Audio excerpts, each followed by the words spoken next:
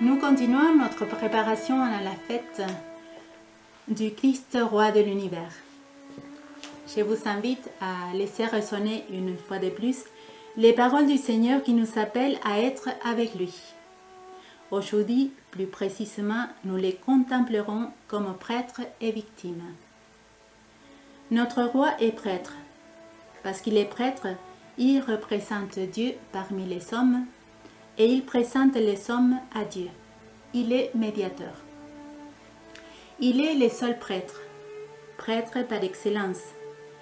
L'auteur de la lettre aux Hébreux dit à ce sujet: en Jésus, le Fils de Dieu, nous avons le grand prêtre par excellence, celui qui a traversé les cieux. Tenons donc ferme l'affirmation de notre foi. En effet, nous n'avons pas un grand prêtre incapable de compatir à nos faiblesses, mais un grand prêtre éprouvé en toutes choses, à notre ressemblance, excepté le péché.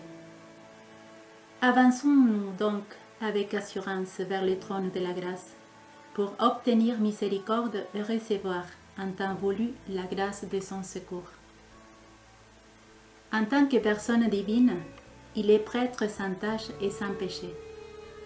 Il nous communique la sainteté de Dieu. Tout prêtre présente à la divinité des offrandes des victimes. Ces victimes acceptées par Dieu prennent alors une valeur divine, de sorte que, en les mangeant après les avoir offerts, en y communiant, nous participons en quelque manière à la divinité.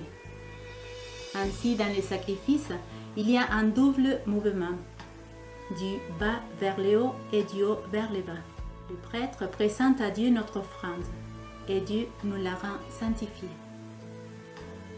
Or, le Christ, qui est prêtre saint, à travers son corps offert sur la croix, présente au Père l'humanité entière.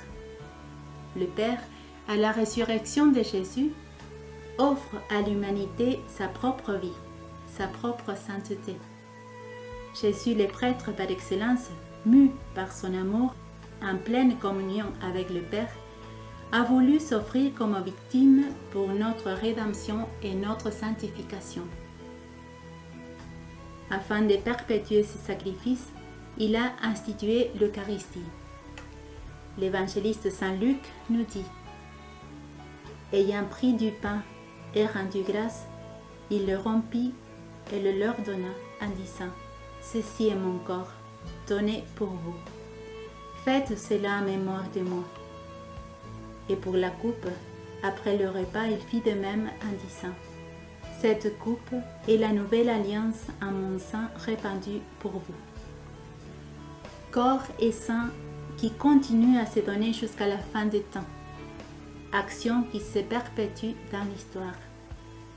Sacerdoce unique, celui du Christ, auquel tous les hommes participent.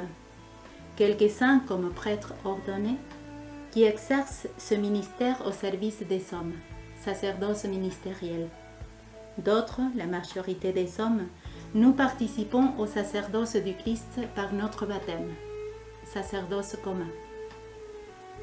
Le catéchisme de l'Église catholique nous dit à ce propos: le Christ, grand prêtre et unique médiateur, a fait de l'Église un royaume de prêtres pour son Dieu et Père. Toute la communauté des croyants est comme telle sacerdotale.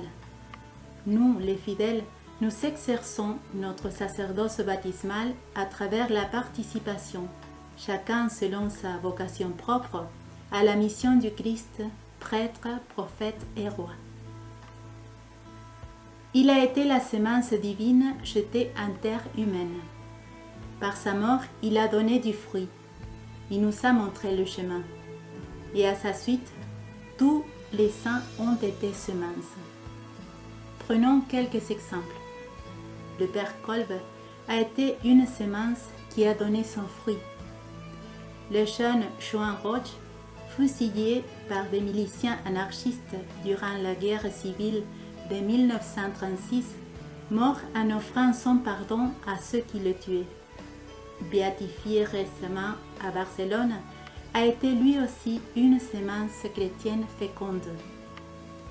Autant l'un que l'autre, Saint-Maximilien Kolbe et le jeune Roche, ont suivi le roi, prêtre et victime.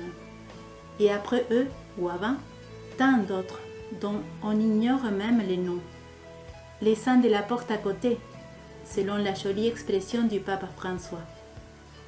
Puissions-nous, par nos petites ou nos grandes actions, actualiser cette participation à son unique sacerdoce et à son offrande, en étant ainsi chaque jour avec lui, prêtre et victime.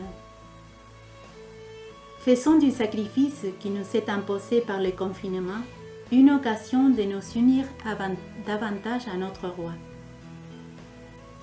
Nous serons ainsi d'authentiques disciples, participant de sa fécondité et répandant des fruits d'amour, de justice et de paix.